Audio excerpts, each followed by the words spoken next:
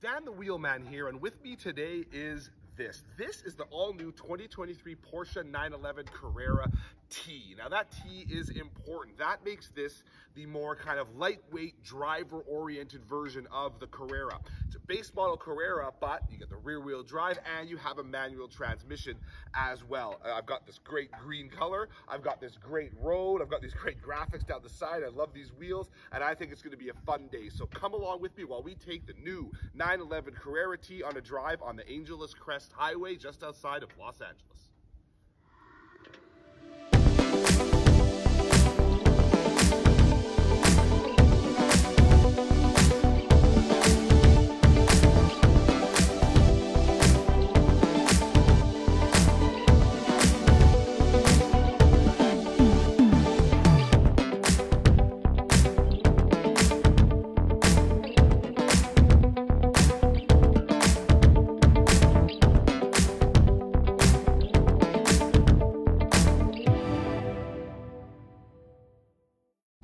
So here we are now on the Angeles Crest Highway just outside of LA.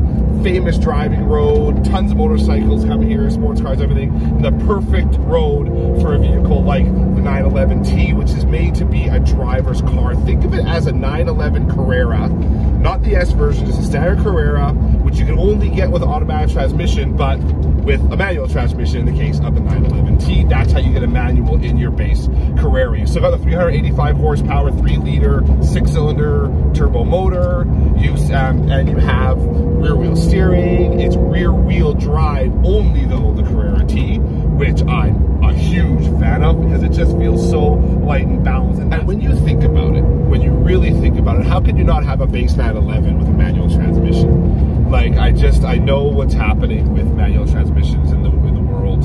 I understand all that stuff, but to not have it in your base Carrera, that's hard for me to take, which is why having this 911 T is such a great answer, and it's a great transmission. It responds super quickly, and then just really, it's hard to have more fun than banging a manual transmission sports car through its gears like that. That is one of the most thrilling things when it comes to driving. Great clutch take up, great shift lever feel, really well executed.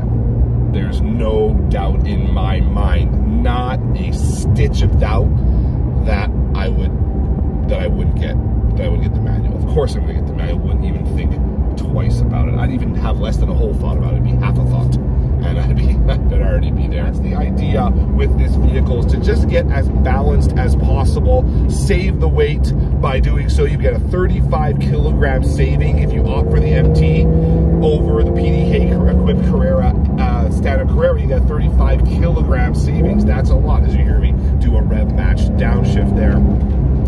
So it's lighter, it's got lighter glass, it's got manual transmission, but it does have some other stuff that makes it heavier. It's got bigger wheels, 20 or 21 inches.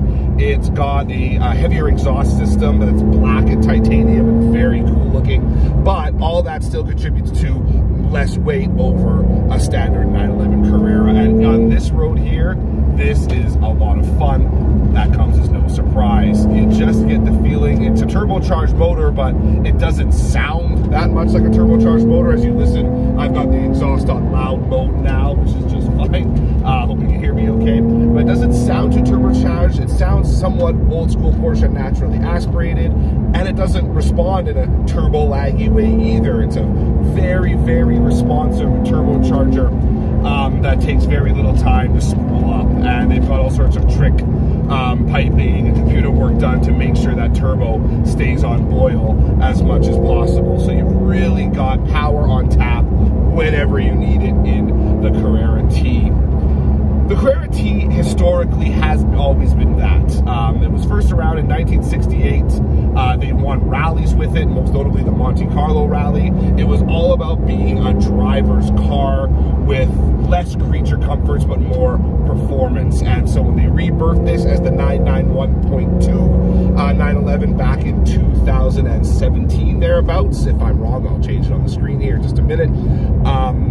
but now they've brought it back again for this. And out here on the Angeles Crest Highway, it is so much fun. Every rev match downshift, every sans turbo lag spot of acceleration just feels so great. You really feel as one moving through these turns here, which of course is a sensation helped by rear wheel steering as well. The rear wheel steering works at speed. The rear wheels will turn in the same direction as, rotate, I should say, or swivel in the same direction as the front wheels at low speeds.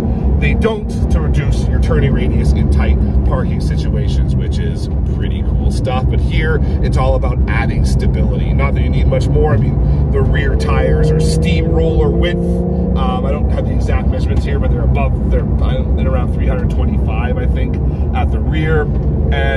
But they're super sticky already, but you get that added stability with the rear wheel steer, which you can actually feel as you move through these corners. You can feel those rear wheels doing the work. The rear end swivels a little bit like you wouldn't expect from a non-rear wheel steering equipped vehicle. So all of this stuff contributes to making a car that's got the driver first and foremost.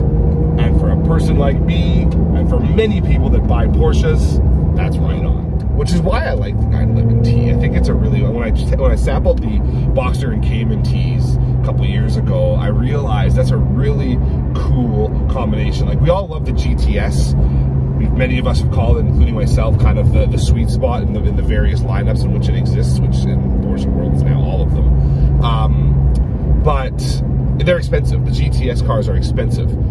This isn't cheap by any means, but it's more affordable than those GTS ones are, and I think that's kind of a great choice for somebody maybe just looking to get into a 911. For example, the 911T is a great way to start that journey, which is kind of a benefit you don't always consider. I mean, at some point, Porsche drivers had to get into a Porsche. You know, they weren't all born with it, the ability to get that, and this is a good way to really kind of reward yourself once you've earned it. So I think that's another plus for this vehicle here.